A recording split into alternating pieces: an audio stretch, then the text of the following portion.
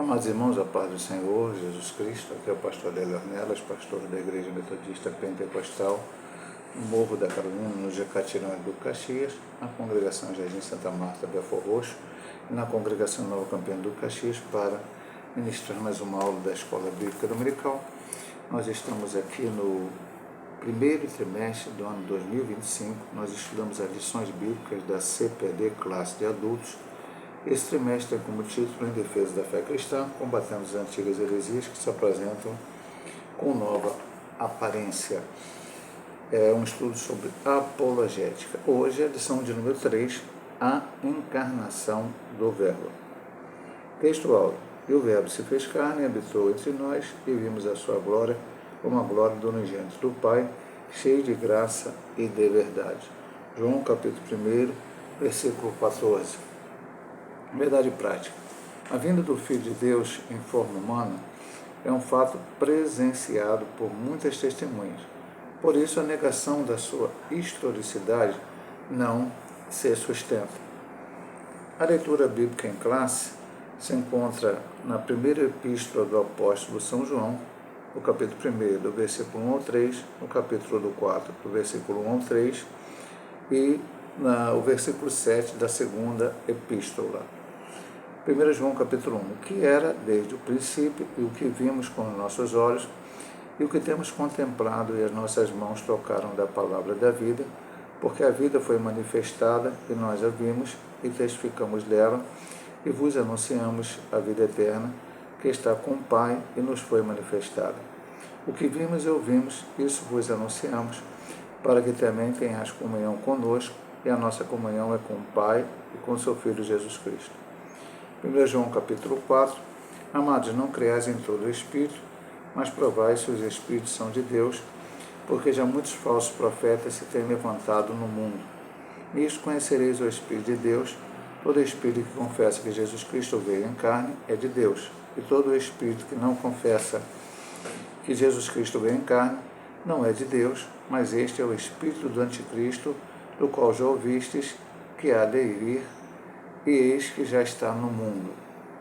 E o versículo 7 da segunda epístola de São João, porque há muitos enganadores, porque já muitos enganadores entraram no mundo, os quais não confessam que Jesus Cristo veio em carne. Esse tal é o enganador e o anticristo. Vamos aqui então para a introdução de nossa lição. Vamos começar a apologética cristológica no presente trimestre com o tema A Encarnação de Jesus, uma doutrina sobre a humanidade de Cristo. O mesmo apóstolo João, que se empenha em mostrar a deidade absoluta de Jesus, se preocupa também em enfatizar que Jesus veio entre nós, participou da natureza humana e teve corpo físico humano. A presente lição é uma apologia à sua humanidade plena. Então, nós estamos estudando aqui apologética. A primeira lição nós estudamos quando as heresias ameaçam a unidade da igreja, como lição introdutória, onde nós começamos a entender os conceitos, o que é heresia, o que é seita, e uma série de situações.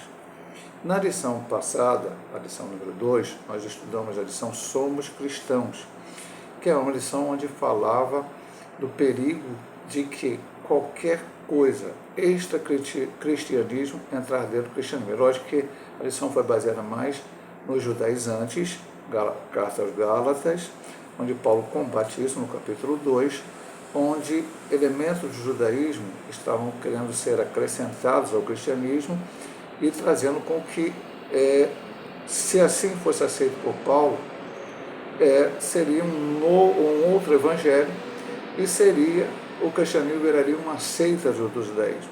Agora, a partir dessa lição, nós vamos estudar a apologética, que é a defesa da fé bíblica, defesa da doutrina ortodoxa sobre Cristo. Por isso ele falou apologética cristológica. Nós vamos ver a encarnação do Verbo, Deus é trino, Jesus é Deus, o Filho é igual ao Pai, a natureza humana e divina de Jesus, onde até vamos um pouco voltar a esta parte da lição de hoje. E depois vamos entrar sobre o Espírito Santo e alguns outros detalhes aqui do assunto. Então, aqui na introdução, ele diz sobre João, que se empenha a mostrar que Cristo era Deus.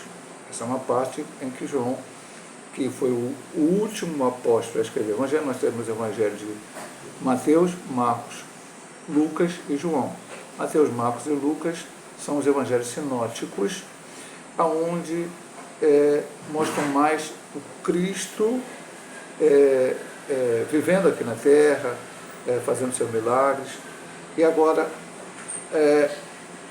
e João fala sobre os ensinamentos profundos do Senhor e traz um evangelho que depois nós vamos ver durante a lição, que era até mesmo uma defesa para essas heresias que começavam a surgir dentro da igreja.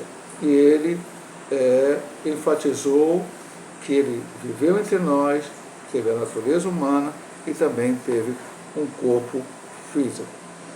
A primeira divisão da lição é heresias que negam a corporeidade de Cristo. Então, a primeira subdivisão dessa ponto 1 é o que é docetismo. Então, nós vamos aprender aqui o que é docetismo, depois o que os docetistas ensinavam. Então, esse primeiro ponto vai ser em cima de que é uma das heresias que surgiram lá ainda no tempo dos apóstolos e foi combatida por João.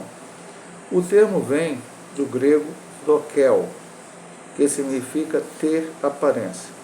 O docetismo é a mais antiga heresia da história da igreja e consiste em negar que Jesus tivesse um corpo físico, humano. Sua humanidade é simplesmente uma aparência como um fantasma. Eu sei que até o ponto 2 vai explicar isso um pouco melhor, mas já vamos tocando em cada ponto aqui. Primeira situação, relembrar os irmãos o que está desde a primeira lição, o que na verdade está no título do trimestre, combatendo as antigas heresias que se apresentam com nova aparência. Então, o que hoje se prega, se ensina, como estudamos na primeira lição, como uma heterodoxia, ou seja, algo diferente daquilo que a igreja sempre creu, os apóstolos creram, pregaram, ensinaram, os pais da igreja também, e aí veio alguém ensinou diferente. Alguém trouxe algo novo naqueles tempos. Hoje as pessoas querem trazer algo novo, mas que é requentado daqueles tempos. Então, ele aqui diz que o docetismo foi a mais antiga heresia dentro da história da igreja. Então, o que eles criam? O principal ponto do docetismo é negar que Jesus tivesse um corpo físico. Pastor, e por que isto é considerado uma heresia? Eu quero lembrar sempre aos irmãos que um pensamento teológico, uma doutrina, ele está atrelado a outra doutrina. Se eu não creio em uma parte da doutrina, a outra estará comprometida. Então, o tripé da salvação, os três pilares aqui vão colocar dessa maneira, da parte de Cristo vindo para salvar a humanidade, eles estão na encarnação do Verbo, ou seja, o Deus que tomou forma de homem. Deus, homem. Nós vamos ver isso aqui durante a lição. Segundo, na sua morte na cruz. Terceiro, na sua crucificação. Se Cristo era um fantasma, tinha uma aparência de um fantasma, se ele não era realmente um ser humano, ele não tinha um corpo físico, então anula-se a sua morte na cruz e anula a sua ressurreição. E aí a fé cristã está terminada, porque nós cremos exatamente que Cristo é o Salvador, veio a este mundo, morreu por nossos pecados, ressuscitou no terceiro dia, brevemente voltará para arrebatar a sua igreja. Mas agora vamos avançar para a subdivisão 2, em que ele diz o que os docetas ensinavam sobre Jesus. Os seguidores dessa heresia ensinavam muitas coisas fora das Escrituras e contrárias à palavra de Deus. O nosso enfoque destaca a humanidade de Jesus como verdadeiro homem. Lucas descreve um começo muito humano. Jesus teve parentes e amigos, Zacarias e Isabel. Isabel era prima de Maria, mãe de Jesus, como a Escritura nos relata aqui, temos em Lucas 1,5. Zacarias era o seu esposo. Então, eles eram tios de Jesus. José e Maria, Maria sua mãe, biológica, porque Jesus nasceu por obra e graça do Espírito Santo no ventre de Maria, e José vamos colocar assim como pai adotivo, porque ele era despojado já com Maria quando o Espírito Santo desceu sobre ela e ela engravidou de Cristo, e José o assumiu como seu pai aqui na terra. Vizinhos e primos, aí eu vou até ler aqui para que você possa entender, porque quando se fala dos outros personagens é um pouco fácil, né? Zacarias, Isabel. Vamos aqui em Lucas capítulo 1, nosso primeiro versículo desse estudo. Lucas capítulo 1, verso 36, e depois o 58. No 36 diz: E eis que também Isabel, tua prima, concebeu um filho em sua velhice, e este é o 7º mês, que é aquela que era chamada estéril. E o 58. E os seus vizinhos, aqui fala sobre Isabel, e parentes, ouviram que tinha Deus usado para com ela de grande misericórdia, e alegraram-se com ela. Pastores, esses foram aqueles que estavam no campo, ouviram os anjos falar que havia nascido o Salvador, aonde ele estava, e foram encontrar o Jesus na manjedoura e revelaram aquilo que o anjo falou para eles, para Maria e para José. Simeão e Ana, Lucas 2, 25 a 37, quando Jesus completou uma semana, né, ele foi levado ao templo para ser circuncidado, como era na lei de Moisés, como tinha que ser cumprido. Ele nasceu sob a lei, inclusive ele cumpriu a lei. Então, lá, tanto Simeão e Ana manifestaram-se para com Maria e para com José. Isso sem contar o relato sagrado de sua infância, que foca o seu desenvolvimento físico, intelectual e espiritual. Eu vou ler esse texto de Lucas 2, é um texto que é texto da semana, que temos 6 textos durante a semana para lermos, que nos ajudam a entender melhor a lição. O versículo 40 diz assim, deixa eu só virar a página aqui. E o menino, Jesus, crescia e se fortalecia em espírito, cheio de sabedoria, e a graça de Deus estava sobre ele. E o mais citado, que é o 52, e crescia Jesus em sabedoria, em estatura e em graça para com Deus e os homens. Então, o que os docetas ensinavam sobre Jesus? Muitas coisas erradas, como ele diz aqui, fora das Escrituras, encontrar a palavra de Deus. É uma aparência, é um fantasma, não tem um corpo físico. Mas o relato, e nós estamos aqui com a Bíblia primeiramente, porque esta Bíblia também nós vamos ver que há relatos sobre a humanidade de Cristo. Então, Lucas, especialmente, nos relata isso. Fala de Isabel, fala de Zacarias, fala de Maria, fala de José, fala de vizinhos, fala de Simeão, fala de Ana, fala dos pastores, e ele aqui nem citou os magos do Oriente, que estão lá escritos em Mateus. Então, toda aquela infância de Jesus, o seu nascimento, veja que Jesus, quando estava no ventre de Maria, ela foi visitar Isabel foi cheia do Espírito Santo, e falou com ela: de onde me vem, que vem me visitar a mãe do meu Salvador. Então, Jesus realmente era um ser humano, nasceu, e o texto de 2, 40 e 52 diz que o menino crescia, estatura, graça, conhecimento. Nós temos o relato depois de Jesus falando com o doutor da lei, também em Lucas. Então, todo um relato que é contrário ao que os adeptos do docetismo ensinaram. E aí ele vem aqui com exemplo de pessoas que defendiam essa ideia e o que eles falaram. O que os principais docetas diziam sobre Jesus? 3 dos principais heresiarcas negavam que Jesus Cristo tivesse vindo em carne. Cerinto é o primeiro. Negava o nascimento virginal de Jesus Cristo e ensinava o docetismo. Ele foi contemporâneo do apóstolo João em Éfeso. Daqui a pouco nós vamos ver aqui que João, ao escrever tanto o seu evangelho como as suas cartas, ele refuta essa ideia porque estava em voga naquele momento. E antes de João morrer, ele escreveu isso o evangelho e as cartas no final da sua vida, ele era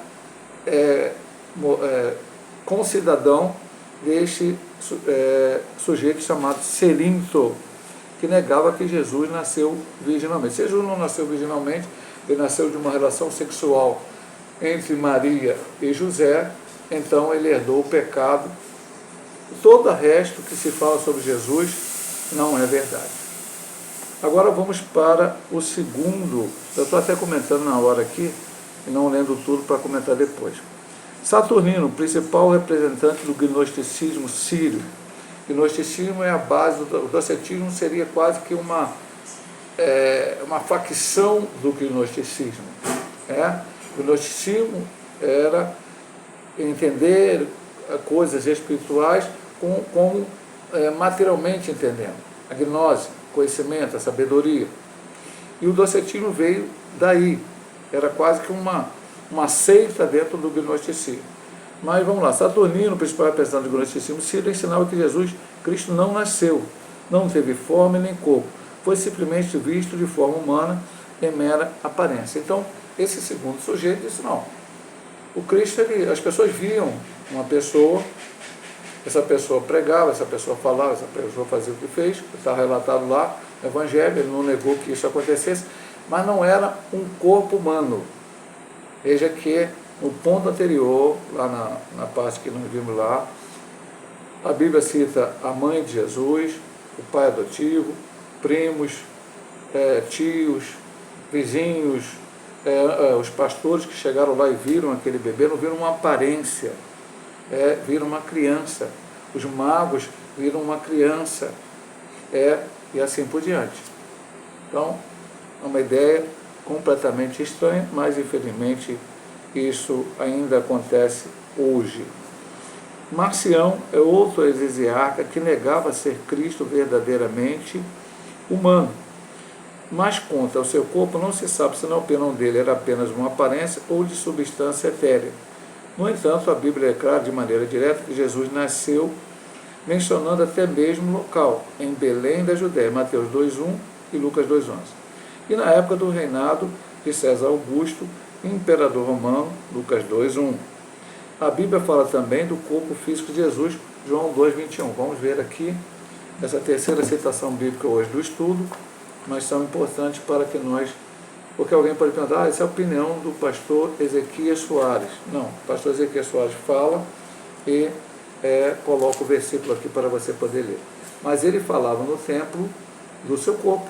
Então aqui, Jesus já estava falando, nesse ensinamento aqui, de 2:21, Jesus purificou o templo e ele fala do seu corpo. Ele está falando ali. Então, ele mesmo falou que ele era também nascido de mulher e nascido como um ser humano. Daqui a pouco, na frente da lição, nós vamos ver que há evidências externas. É lógico, meu amado irmão, que para crer que Jesus é quem a Bíblia diz que ele é, crer que Jesus é aquilo que os apóstolos pregavam, os pais da igreja pregaram, a igreja pregou toda a sua vida, eu só preciso desse testemunho aqui, que é a Bíblia Sagrada. Precisa da Bíblia. Não precisa de nada externo. Mas também existe fonte externa. E aqui está claro, porque Jesus nasceu em Belém, uma profecia de Miqueias 5:2, que Jesus nasceu, está escrito lá no Evangelho, principalmente o de Mateus, e também Lucas, né? E que César Augusto era imperador. Existem detalhes, porque o evangelista poderia ter relatado, mas não vê o nome de ninguém. Então você vai para a história, vai ver, não vamos ver isso aqui na lição ainda. Historiadores, e que vão dizer, olha só, realmente existiu um personagem, pode nem crer que Jesus é o Salvador, Jesus é o Messias, crer nele para a salvação, mas existiu um personagem chamado Jesus de Nazaré, que nasceu em Belém, no tempo de César Augusto, toda essa conjunção aqui de coisas relatadas extra-bíblico, para apenas reforçar aquilo que a Bíblia já diz e que nós cremos porque a Bíblia diz, porque a Bíblia nos afirma. Vamos para o segundo tópico da lição. A afirmação apostólica da corporeidade de Jesus. O que era desde o princípio. Aí nós vamos para João. Aqui nós vamos entrar. O primeiro tópico foi para falar da heresia que surgiu lá no início, o que eles pregavam, o que eles ensinavam, e hoje tem pessoas em diversas seitas, mormons, Igreja da Unificação, daqui a pouco nós vamos ver isso, colocando isso como algo, olha, descobri aqui a pólvora. Não, eles requentaram uma heresia lá do passado.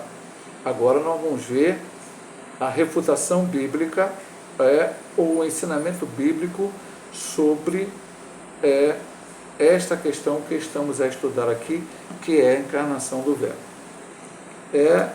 Os evangelhos de Mateus, Marcos e Lucas, denominados de evangelhos sinóticos, apresentam Jesus ressaltando seus aspectos humanos, já falamos isso lá atrás, ao passo que João reforça o aspecto divino.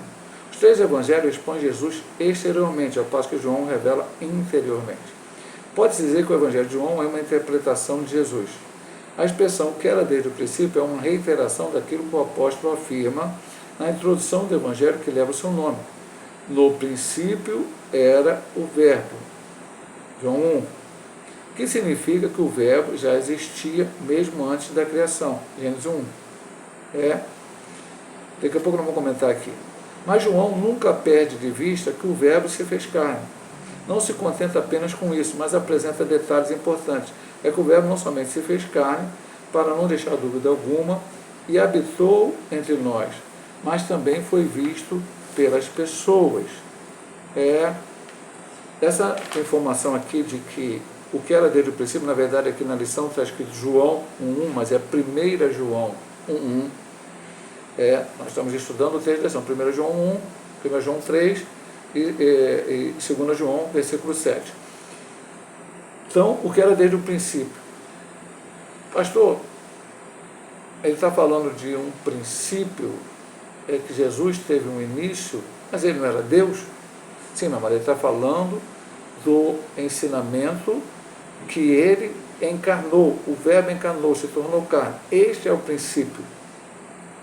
Porque quando ele vai no Evangelho segundo São João, capítulo 1, versículo 1, que ele cita aqui abaixo, ele diz o seguinte, no princípio era o Verbo. E esse princípio, ele está falando lá da eternidade.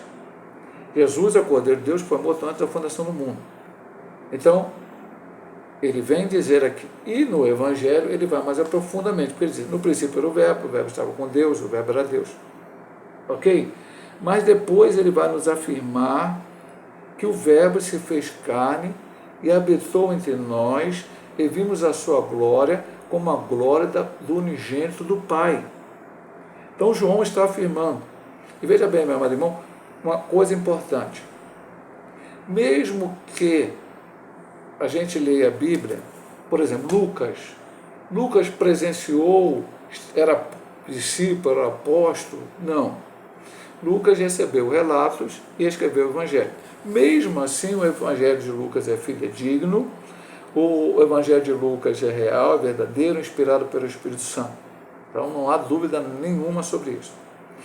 Agora, nós estamos falando de João, o discípulo amado que encostava o seu rosto em Cristo. Isso está afirmado nos evangelhos, e não só o João que afirma isso, mas os outros evangelistas assim o afirmam. Alguém que foi chamado lá no início, que quando chamou a peste maravilhosa, Pedro, André, Tiago, João, alguém que acompanhou Cristo, seguiu a Cristo, se tornou apóstolo, e foi o último dos apóstolos a morrer. E este homem, ele conviveu com Cristo, ele diz, não há dúvida, o verbo se fez carne, habitou entre nós, ou seja, Deus, o verbo, que estava desde o início, o Logos, tomou a forma humana, habitou nesse mundo, e vimos a sua glória como uma glória de Deus. Então, ele estava falando de algo que ele viu, que ele contemplou, que ele participou e nos deixou relatado. Como alguém pode dizer que não? Que Jesus era uma aparência, era um espectro, era um fantasma? Não. Isso é heresia. Era heresia com o docetismo, com o gnosticismo ou com qualquer hoje que pregue isso na internet ou em um púlpito de uma igreja ou de uma falsa religião, uma seita. Aí vem para a reafirmação apostólica. Ainda, veja bem, ele foi só com o início do versículo. O que era desde o princípio. Agora o B. O que vimos com os nossos olhos. Olha só. O apóstolo reitera o que afirma na introdução do seu evangelho. O que vimos com os nossos olhos, o que temos contemplado, as nossas mãos tocaram da palavra da vida. Isso pode parecer até uma redundância. Vimos com os nossos olhos.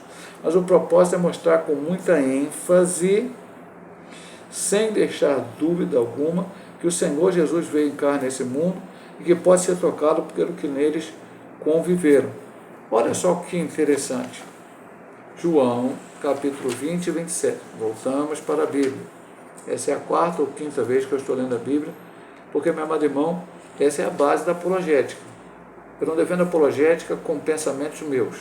Eu defendo a doutrina, né, apologética, não defendo a apologética. A apologética não se defende a doutrina bíblica com pensamentos nossos, com o que eu acho. Se defende com a Bíblia Sagrada, com a palavra de Deus. Então, 20, 27 diz o quê? Depois disse a Tomé, põe aqui o teu dedo e vê as minhas mãos, chega a tua mão e põe no meu lado, não sejas incrédulo, mas crente. E de onde surgiu isso aqui? Tomé faltou o culto. Talvez esse docetista tenha faltado ao culto também. E às vezes a pessoa falta o culto, isso é maneira de falar, não frequenta muita igreja, não frequenta muita escola dominical, e ouve o galo cantar e não sabe aonde, depois sai aí pregando, ensinando coisas que não está na Bíblia Sagrada. Nem todos nós vamos fazer teologia, vamos estudar. Talvez alguns irmãos em Cristo vão ver esse vídeo, vão estar presencialmente no dia da lição, vão ter ouvido docetismo pela primeira vez, gnosticismo já ouviram, mas nem sabem direito o que é, porque esses são termos mais técnicos, ok? Talvez você não consiga entender isso. Agora, a Bíblia está aqui, meu amado irmão. Você abrir a Bíblia e ler, estudar, que você vai ver que alguém fala, Jesus Cristo não veio em carne. Está aqui. João disse isso. Tocamos a palavra da vida. Tudo isso aqui, onde ele está dizendo. Veja que a presença do nome de Pilatos no credo dos apóstolos o posiciona nos acontecimentos passados. Ele sofreu sob Pôncio Pilatos, ou seja, padeceu na mão de personagens da história. Logo, o Senhor Jesus só pode também ser alguém da história. É interessante. Pastor, o que é o credo apostólico? Existem vários credos que foram criados para mostrar o que a igreja cria, para rebater os hereges. Nós, pentecostais, não falamos muito do credo apostólico e de outros credos, porque de certa forma existe um certo preconceito, achando que credo é uma coisa da Igreja Católica, foi criado pela Igreja Católica Apostólica Romana. Os credos foram criados, a maioria deles que temos em nossas mãos, muito antes existia a Igreja Católica Apostólica Romana. Se a Igreja Católica Apostólica Romana usa eles de uma maneira errada, é problema deles, mas o credo já existia. creio em Deus Pai Todo-Poderoso, Criador do céu e da terra, em Jesus Cristo e tal. Aí vai falando e depois vai ser, ele padeceu sobre a mão de Pôncio Pilatos. Aí quebra qualquer ideia de que ele não tenha sido um personagem, um ser humano que viveu entre nós. Se o credo, que era a definição da fé, era um resumo da fé cristã, isso é credo. Credo não é para ficar repetindo, por isso que talvez as pessoas tenham um preconceito. Credo não é para você chegar na igreja e ficar, creio em Deus Pai Todo-Poderoso, Criador do céu e da terra, creio e tal, creio. Não, não. É um resumo da fé. Como hoje temos os estatutos das denominações, por exemplo, a Igreja Metodista Pentecostal, ela tem 40 artigos de fé, que é um resumo do que ela crê doutrinariamente. A Assembleia de Deus também tem os seus resumos, e todas as outras denominações. Então, é um resumo. Os 40 artigos de fé da igreja não é para ninguém decorar e falar de cor no início do culto. Então, não é isso. É para entender o que você crê. Então, ele reafirmou que vimos, o que tocamos, nossos olhos viram, tocaram com as nossas mãos, é a palavra da vida. E Tomé, que faltou o culto, eu até comecei, depois me entusiasmei falando das seitas e não acabei. Tomé faltou o culto, Jesus apareceu, relataram para ele, Jesus estava lá, ele não acreditou, falou, só acredite se veja as suas mãos furada lá, eu só vejo só. E uma semana depois Jesus aparece e Tomé estava lá. E Jesus não vai para a direção de Pedro, de Tiago, de João, porque aqueles tinham visto a ele, já tinham crido, já tinham ouvido a sua palavra, e ali chega para Tomé e diz assim, Tomé, toca aqui. Tomé tocou, toca aqui, tocou. Aí, mas depois Jesus disse para ele, bem-aventurados que não viram e creram. Eu não preciso ter visto o corpo de Cristo para acreditar que ele teve um corpo, que ele também foi ser humano. A Bíblia diz, e eu creio, louvado seja o nome do Senhor. Agora vamos para a terceira divisão do ponto 2, uma crença herética. João viveu seus últimos dias na cidade de Éfeso, que era a cidade de Celinto, o Doceta. Os escritos do apóstolo João, o Evangelho, as 3 epístolas, o livro de Apocalipse, foram produzidos na última década do primeiro século. Nessa época, o docetismo já se difundia entre os cristãos, por isso o apóstolo esclarece de maneira direta que todo aquele que nega que Jesus veio em carne não é de Deus. Veja a gravidade dessa heresia, pois se Jesus não teve corpo físico real, ele também não morreu, e se não morreu, também não ressuscitou, se não ressuscitou, logo não há esperança de salvação, e cita 1 Coríntios 15, 1, 3, 17, 18, ele poderia ter citado, se não me engano, o 21, lá de 1 Coríntios 15, que diz, se a nossa esperança é só nessa vida, somos os mais miseráveis dos homens, mas o capítulo 15 de Coríntios é que fala da ressurreição, e não a ressurreição de Cristo, somente a nossa ressurreição. Por essa razão, o apóstolo João foi contundente contra os docetas, os expoentes da crença são chamados de enganadores. Então vamos para o texto aqui da lição, para dizer o que ele viu. Ele falou, e todo espírito que não confessa que Jesus Cristo veio em carne não é de Deus. Ou seja, ele está afirmando aqui, essa turma de docetista, que ele está pregando aí, ensinando no meio da igreja que Jesus não veio em carne, ele não é de Deus. Mas este é o espírito do anticristo, do qual já ouviste, que há de vir, e que já está no mundo. O espírito do anticristo já opera desde aquela época, não só João falou aqui, mas Paulo falou também em Tessalonicenses capítulo 2. Então, o espírito do anticristo está operando. Pastor, o anticristo vai manifestar nessa terra, e eu não vou estar aqui mais porque a igreja vai ser arrebatada, mas o espírito do anticristo está se manifestando ainda hoje, com essas seitas, heresias, com ensinamentos falsos que às vezes surgem dentro da própria igreja. Então, veja bem, meu amado irmão, ele disse, é uma crença herética. E se for mais adiante, o versículo 7, eu disse para os irmãos, nós estamos estudando 1 João capítulo 1, do 1 ao 3, 1 João 4, do 1 ao 3, e 2 João 7. Porque já muitos enganadores entraram no mundo, os quais não confessam que Jesus veio em carne. Então, ele falou, os docetistas que estão negando isso, são enganadores. Esse Celinto, esse Marcião, que foi o expoente desse negócio todo, são hereges. E assim tem que ser tratado todos aqueles que não creem nas crenças fundamentais da Bíblia Sagrada. Eu já expliquei, vou só repetir o que eu disse nas lições passadas. eu digo isso sempre na igreja, é o que eu creio, é o que eu penso. Sou arminiano na questão da segurança da salvação. Tem irmãos que são calvinistas. Pastor, é heresia o calvinismo? Não, se tornará heresia o calvinismo ou o arminianismo se aquilo virar algo, nós vamos para um extremo que acaba defendendo doutrinas que vão ferir outra doutrina bíblica. Não, não são. Um crê que o homem está marcado para ir para o céu, e outro crê, como nós cremos que o homem tem livre-arbítrio, então, é uma diferença. Não creio que seja heresia, e todos que creem no Senhor Jesus não estão. O que nos une?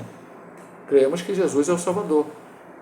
Cremos que Jesus veio em carne, encarnou, morreu, ressuscitou, voltará, buscará a sua igreja. Os que estiverem mortos ressuscitarão primeiro, os que estiverem vivos serão transformados, seremos todos para encontrar. Tudo isso é crido. Agora, quando o sujeito fala, Jesus não veio em carne, como na semana passada nós estudamos aqueles que querem guardar o sábado, querem usar equipamentos judaicos dentro do culto cristão, então cuidado que essas coisas podem, algumas são heresia mesmo e outras podem tender para um descaminhamento e uma entrada de heresia no meio da igreja. E ele vai falar aqui, agora ele vai dar os nomes, como a gente dizia antigamente, né? Vai dar nome aos bois. E praticamente, entre aspas, é a primeira vez em 3 lições que ele vai nessa tendência. As 2 primeiras lições, ele só citou os ensinamentos errados, ele aceita a primeira, preparando, e a segunda falou sobre essa questão dos 10 antes, mas agora ele vai falar de igrejas, ou supostas igrejas, entre aspas, seitas, heresias de hoje, que trazem esse ensinamento requentado lá de trás do docetismo. Como essas heresias se revelam hoje? Contra o nascimento virginal de Jesus. Então vamos ver alguém que nega o nascimento virginal de Cristo, como o tal do Cerinto lá. Há movimentos que negam o nascimento virginal de Jesus, como os mormons.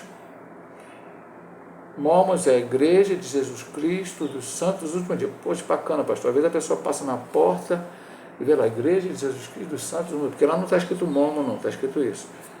E, puxa vida, uma igreja, bonito o nome, mas os mormons são uma seita, uma heresia fundada por Joseph Smith, e aí tem uma série de coisas que não vamos falar aqui agora, porque não é o caso. Creem nisso aí. A igreja da unificação, reverendo Moon, já morreu, e ensinam que ele não foi gerado pelo Espírito Santo. Negar a concepção e o nascimento virginal de Jesus é uma das marcas desse movimento. É um ensino moderno de Cerinto e seus seguidores. A Bíblia anuncia de antemão a concepção e nascimento virginal de Jesus desde o Antigo Testamento.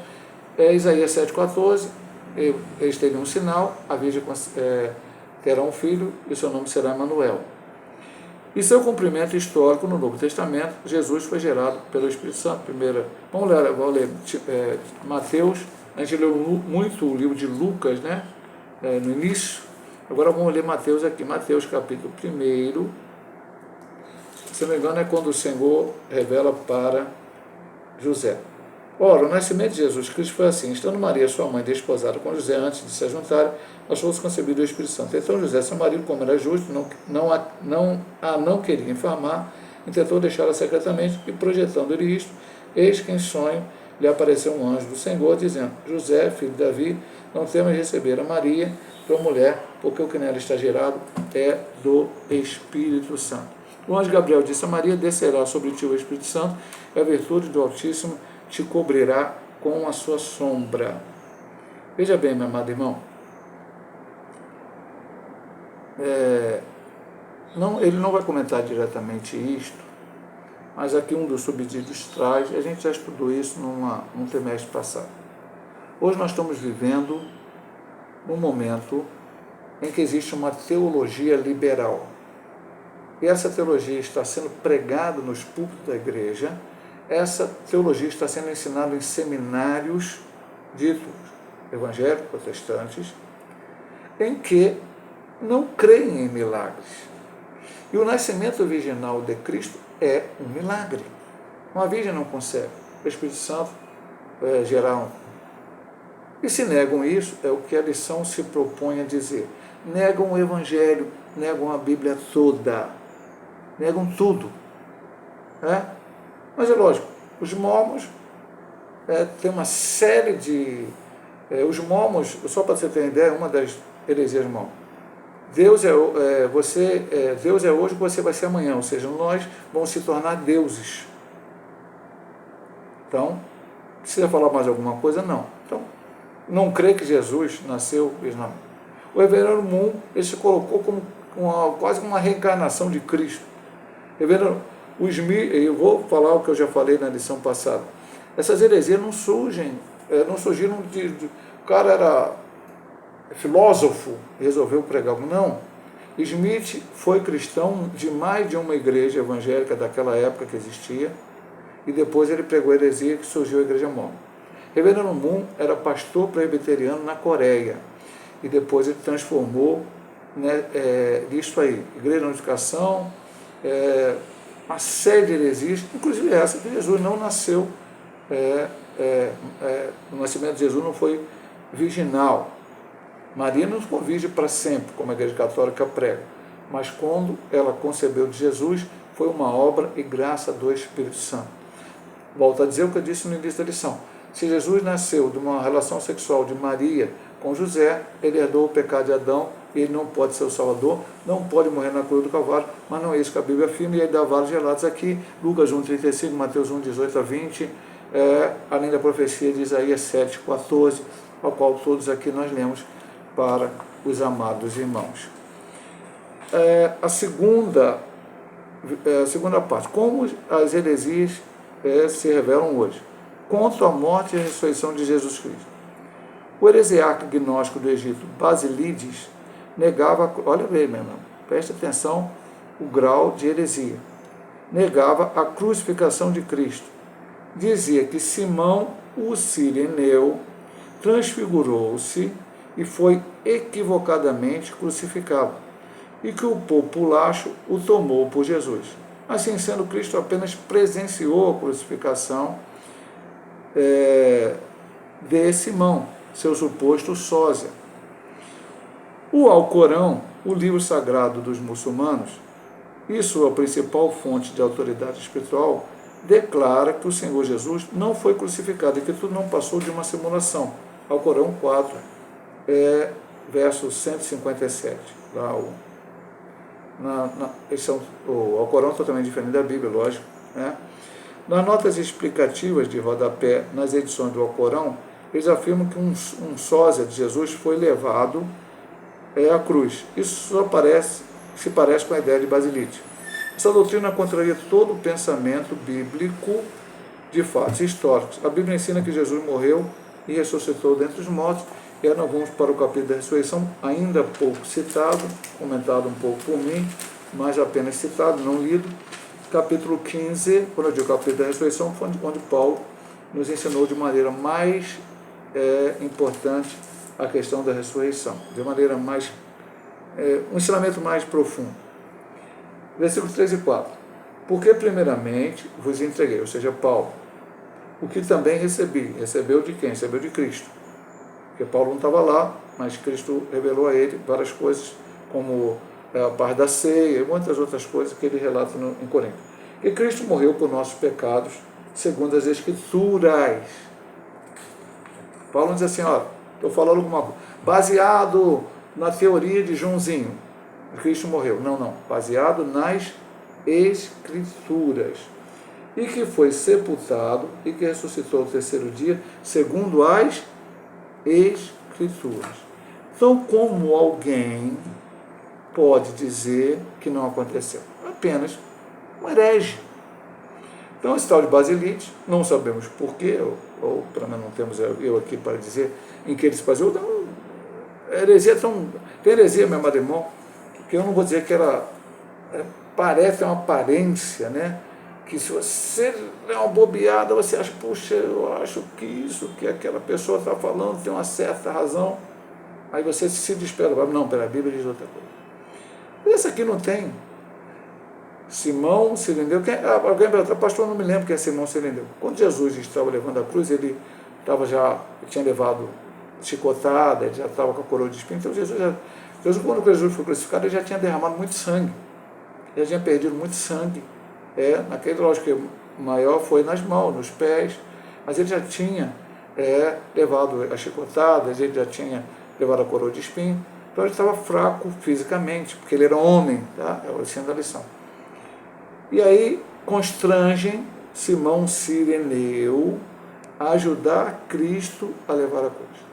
E esse Basilite, não sei lá das contas, um gnóstico, querendo dar uma explicação lógica ao que não existe, diz que Jesus não morreu, que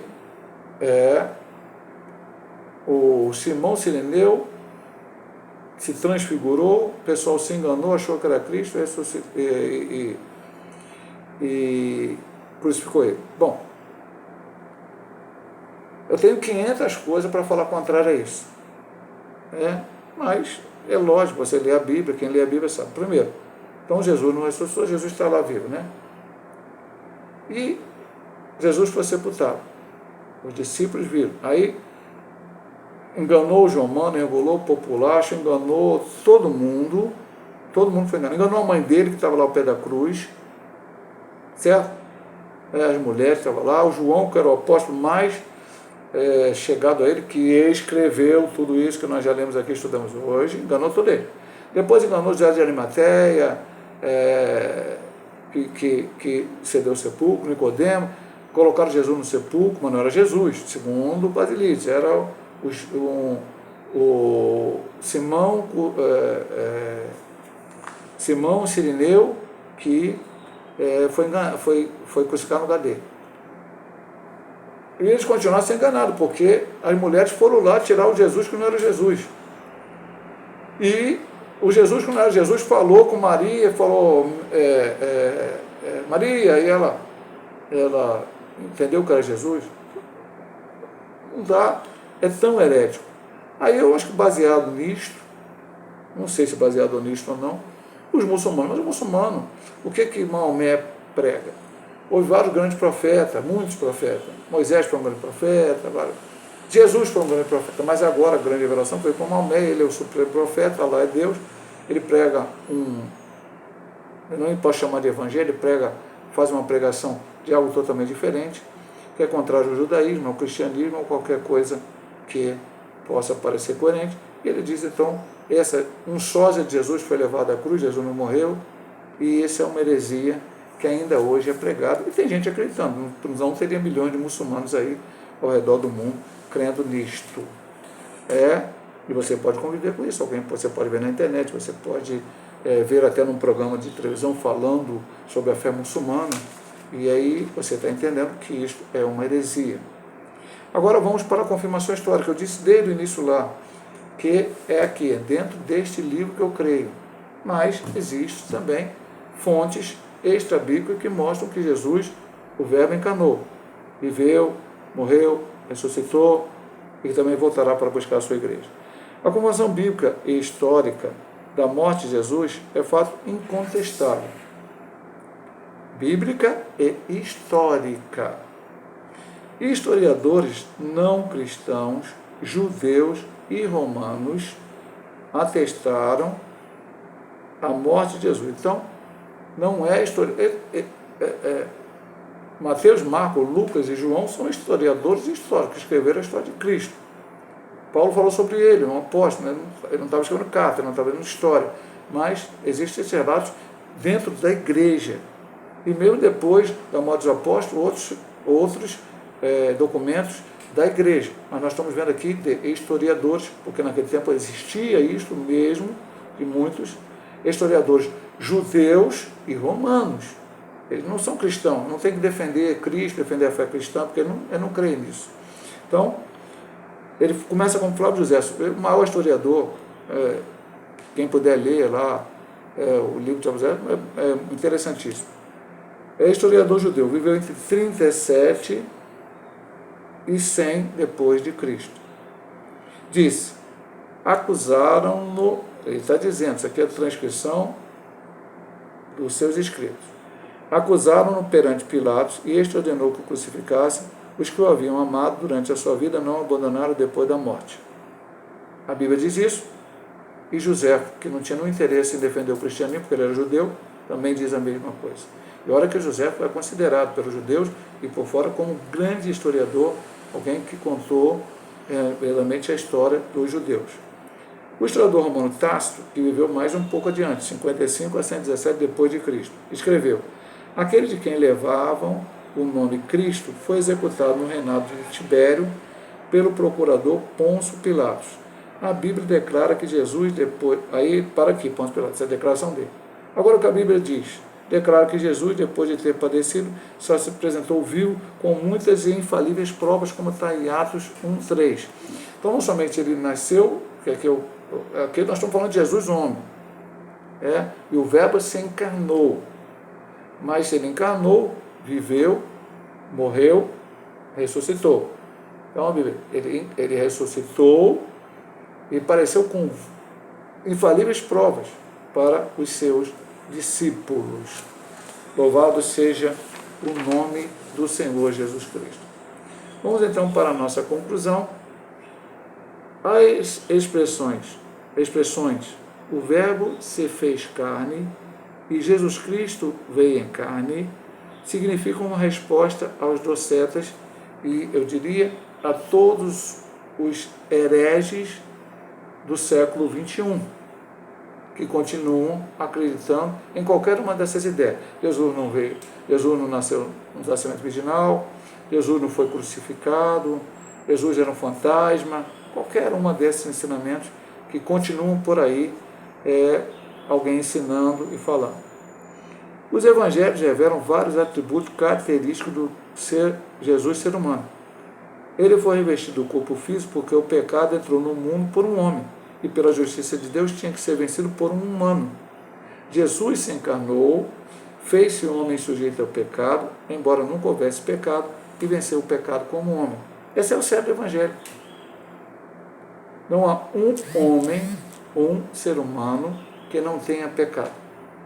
E dentro do plano divino de salvação, era necessário que alguém vencesse o diabo. A semente da mulher esmagaria a cabeça da serpente. Então, o próprio Deus se encarnou, o Verbo se fez carne, habitou entre nós e vimos a sua glória como a glória do unigênito do Pai. Lá no texto da lição aqui de João, e aí a gente fala uma perspectiva de João, o que era desde o princípio, o que vimos com nossos olhos, o que temos contemplado com nossas mãos, trocaram a palavra da vida, porque a vida foi manifestada e nós a vimos e testificamos dela e vos anunciamos a vida eterna que estava com o Pai, nos foi manifestada, isso é Cristo. O que vimos e ouvimos, isso vos anunciamos, para que também tenhais comunhão conosco, a nossa comunhão com o Pai e com o seu Filho Jesus Cristo. Então, ele encarnou, pregou, ensinou, viveu até a morte. Quem nega isso é herege. Quem nega isso está negando Cristo, a fé cristã. E eu só vou fazer mais um último comentário e terminar esse estudo. Veja bem, meu amado irmão, estudamos na primeira lição.